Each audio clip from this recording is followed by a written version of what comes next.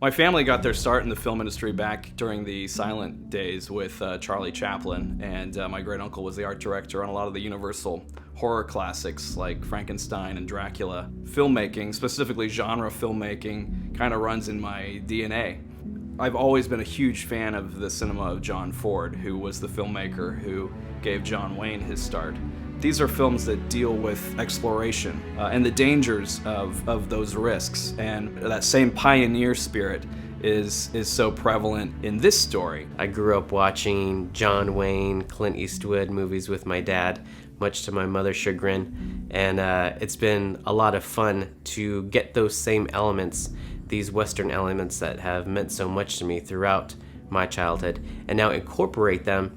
We're not necessarily heading west, we're heading towards the stars. And it's going to give you an experience that we hope is 80% of what you know and love, but 20% of that is going to be something new that we hope you'll enjoy.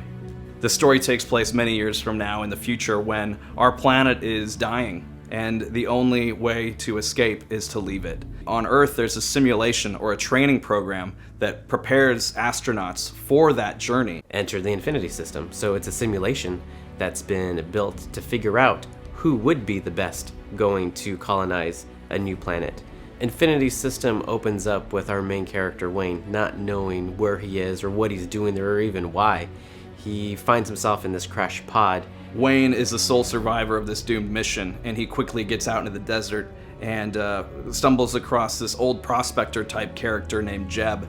Jeb is one of the characters that I enjoyed writing the most. I don't know what it is, but I really enjoy it, writing crazy characters that might be a little bit off, because I feel like I can say whatever and it makes sense for that character if I've already established that this character's crazy. The two of them spend the first half of the film really kind of coming to terms with what is Wayne doing here? How did he get here on this desert planet? How is he going to survive? How is he going to get home? There's a band of outlaws, there's some gunslinging. And along the way, there's characters who are put in the simulation who maybe don't know that they're in a simulation, maybe they're unwilling to be in the simulation. Every time these characters die in the simulation, they're put right back in. And every time they go back in, they lose a little bit of who they are along the way.